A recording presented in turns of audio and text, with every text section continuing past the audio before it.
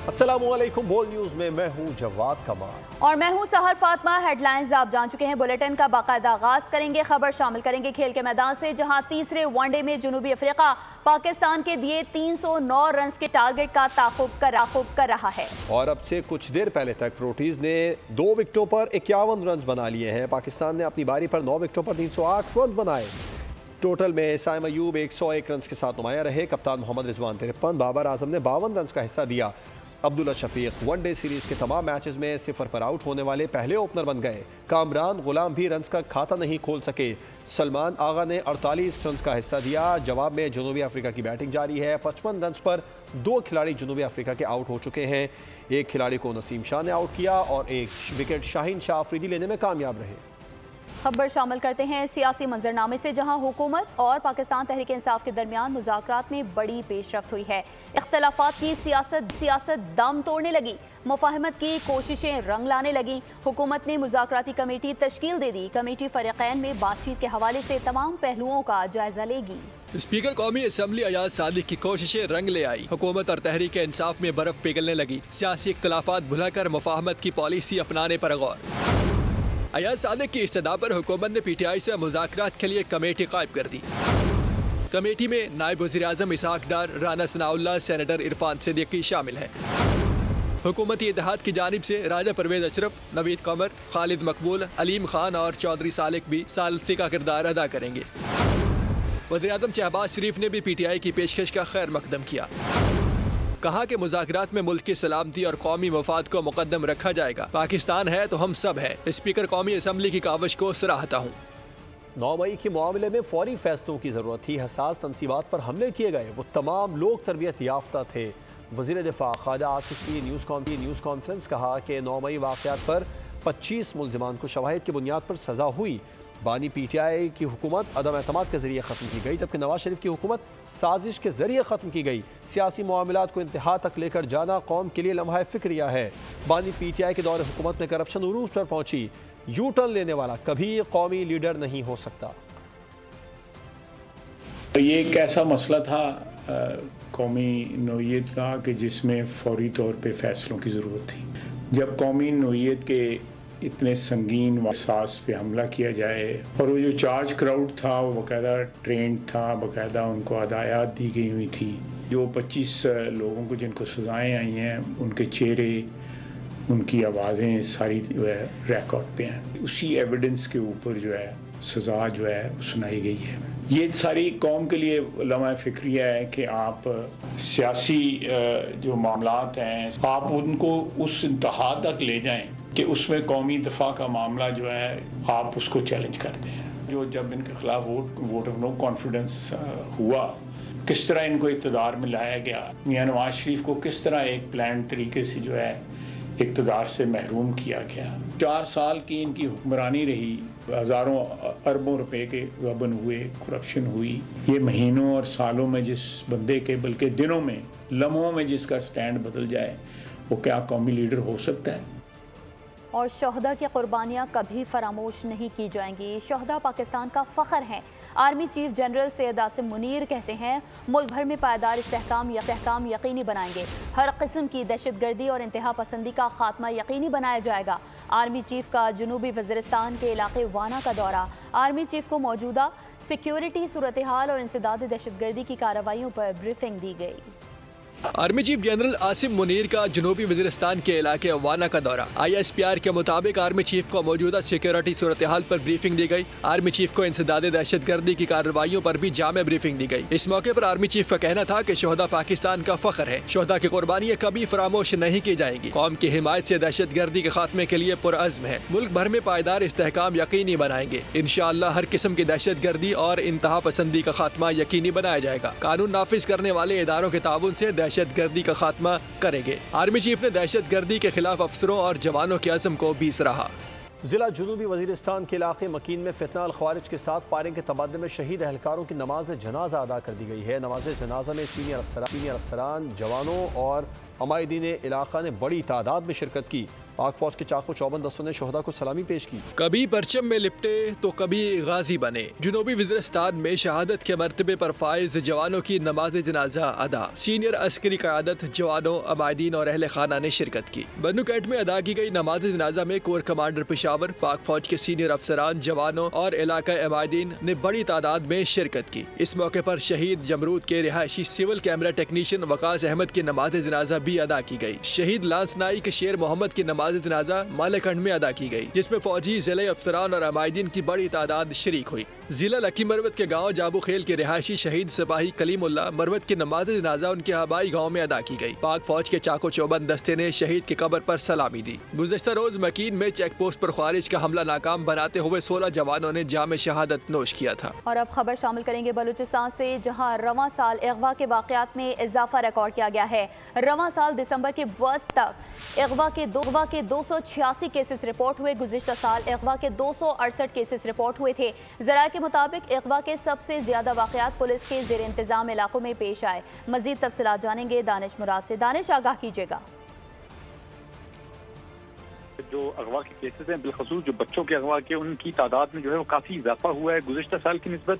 ये तादाद अब जब मैं आपसे गुफ्तगू कर रहा हूँ तो 20 से ज़ायद जो है वो उनकी तादाद में इजाफा हुआ है। रवां साल दिसंबर के वस्त तक जो है वो अगवा होने वाले जो केसेस हैं उनकी तादाद 286 केस जो है वो रिपोर्ट हुए। ज़राए हुकूमत बलूचिस्तान के मुताबिक गुज़श्ता साल अगवा के जो है वो 268 यानी 270 जो है वो केसेस रिपोर्ट हुए। अगवा के सबसे ज़्यादा जो वाक़यात हैं वो पुलिस के ज़ेर इंतज़ाम जो इलाके हैं वहाँ पर जो है वो पेश है, जिसके बाद मुख्तलिफ इलाकों में एहतजाज भी किए गए और जो लोग हैं उनकी तरफ से एहतजाज भी किए गए, रोड ब्लॉक किए गए, जिससे जो न सिर्फ जो लोग थे उनको मुश्किलात का सामना करना पड़ा बल्कि हुकूमत और पुलिस के खिलाफ जो लोग थे उन्होंने अपने गम और गुस्से का भी इजहार किया।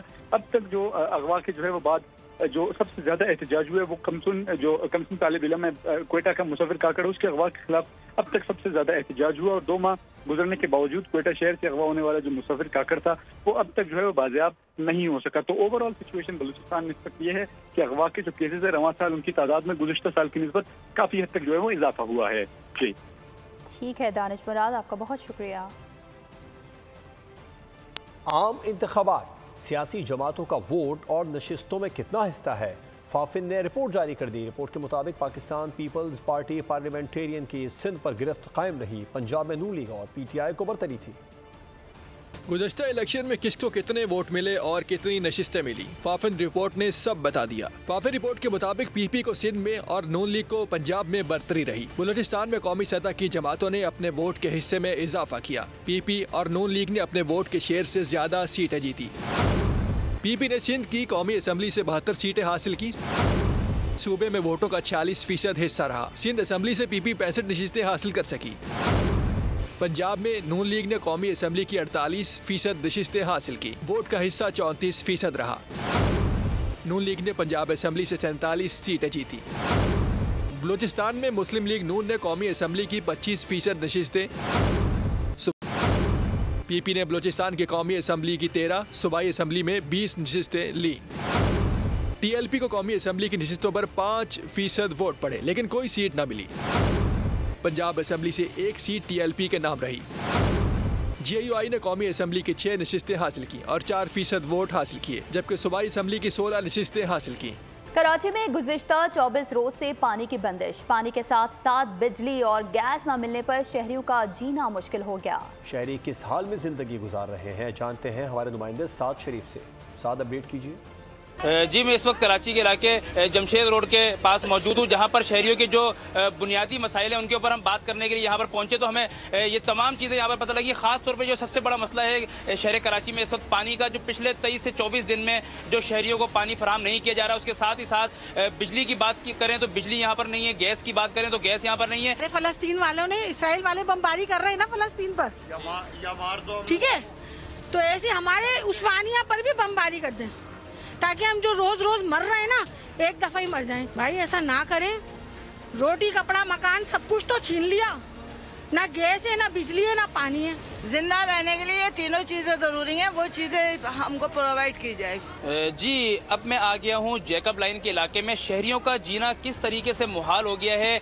शहर में पिछले 23 से 24 दिन से पानी की भी बंदिश है। मेरे कैमरामैन दानिश शकील आपको इस वक्त मनाजिर दिखा रहे होंगे। ख़वातीन रात के इस पहर भी हाथों में जो है वो पानी की बोतलें लिए, बाल्टियाँ लिए यहाँ पर बाहर आ गई हैं और जिनका ये कहना है कि पानी कितने दिनों से नहीं है, जीना मुहाल हो चुका है। खाना नहीं पक रहा, होटल से खाना आ रहा है, 2 टाइम नहीं खा रहे, 3 टाइम नहीं, 1 टाइम खा रहे हैं। चाइयाँ होटलों से आ रही हैं। बहुत ज्यादा खर्चा बढ़ चुका है। वैसे ही पहले गरीब आवाम पीस चुकी है और अब पानी का इजाफी जो हम पे डाल दिया। रोजाना अगर जो 1000 रुपए की सुजुकी थी वो 2-2 हजार में ब्लैकमेलिंग में बेच रहे हैं। जहन्नुम बना हुआ, ये तो जहन्नुम इस तरीके से। भाई ये क्या हो रहा है, ये कहाँ है ये हमारे जो हुक्मरान तबका है, जो ये बिलावल साहब, सदर जरदारी साहब, कहाँ हैं ये सब सारे लोग।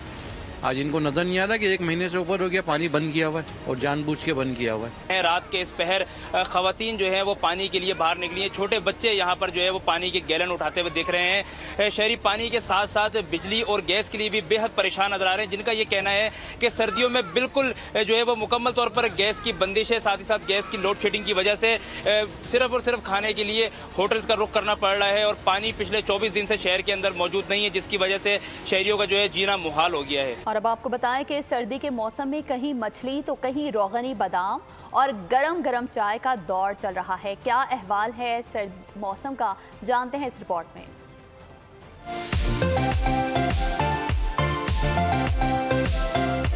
दिसंबर के मौसम की ठंडी ठंडी रातों को अगर एंजॉय करना है तो रात का खाना घर के बाहर ही खाना है। शेखुपुरा की सौगात ग्रिल फिश जो है उसकी यहाँ पर तैयारी की जा रही है और बड़े शहरी जो है इस वक्त ठंडी रातों को एंजॉय कर रहे हैं। वैसे कुछ शहरी मुझे इनसे जानते रहे कहना जी। मैं आज ले आया हूँ बच्चों को यहाँ पे, ये शेखुपुरा के बड़ा मशहूर रेस्टोरेंट है इनका।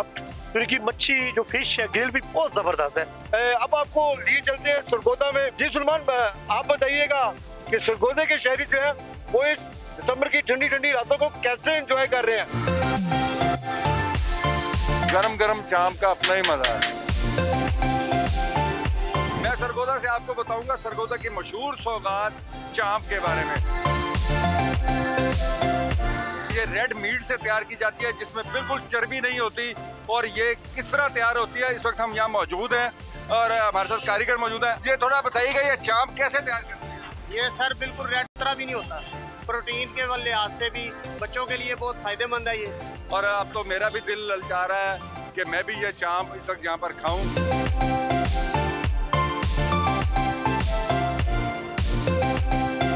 बहुत शुक्रिया सलमान, आपने यकीनन जो है सरगोदा के खाबे तो दिखा दिए, लेकिन सर्दी में गर्मा गर्म खाना हो और मीठा ना हो तो खाने का मजा बिल्कुल अधूरा रह जाता है। बहुत जबरदस्त, बेहतरीन। इस वक्त हमारे साथ दुकानदार भी मौजूद हैं, हम इनसे भी बात करते हैं और इनसे जानते हैं। जी भैया बताइएगा कि ये मजे मजे के हलवे जो हैं, लोग सबसे ज्यादा कौन से हलवे खाना पसंद करते हैं और यहाँ आके खाते हैं या घरों में भी ज्यादा ले जाते हैं?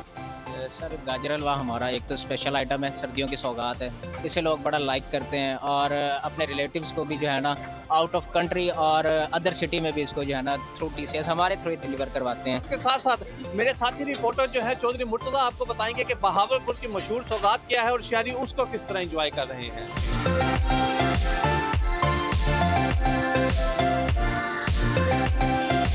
खाने वाले से मियां बहजाद इकबाल जो है वो हलवों के बारे में बता रहे थे, तो उनके हलवों का सुन के जो है वो मेरे भी मुंह में जो है पानी आ गया। लेकिन खैर नवाबों के शहर बहावलपुर से आपको दिखाते हैं और बताते हैं कश्मीरी चाय यहाँ की जो है वो बहुत स्पेशल है। बेसिकली कश्मीरी चाय हमारी बहावलपुर की एक सौगात भी है और रात का टाइम हो और सर्दियाँ हो और दोस्तों के साथ बंदा बाहर निकले और कश्मीरी चाय से महसूस ना हो तो ऐसा हो नहीं सकता। तो हमारी डेली की रूटीन है, हम सिंपल चाय नहीं पीते, कश्मीरी चाय पीते हैं। सर्दियों की जो है वो ख़ास सौगात है कश्मीरी चाय। तो यहाँ पर जो शहरी हैं दोस्तों के साथ जो हैं वो इकट्ठे होते हैं, कश्मीरी चाय पीते हैं, म्यूज़िक को एंजॉय किया जाता है और जो है वो कश्मीरी चाय जो है उसको भी जो है वो एंजॉय कर रहे हैं। और मैं भी जो है वो मेरा भी दिल कर रहा है कश्मीरी चाय पीने का, तो मैं भी जो है कश्मीरी चाय पीऊँगा क्योंकि मौसम सर्द है और ठंड की वजह से मेरा भी जो है वो मन कर रहा है कि मैं भी कश्मीरी चाय जो है वो पीऊँ। जी पाकिस्तान तनोली इत्तेहाद के तहत कराची कन्वेंशन मुनक़िद किया गया, जहां बरादरी के हज़ारों अफराद ने मरकजी ओहदेदारान को मुंतखब किया।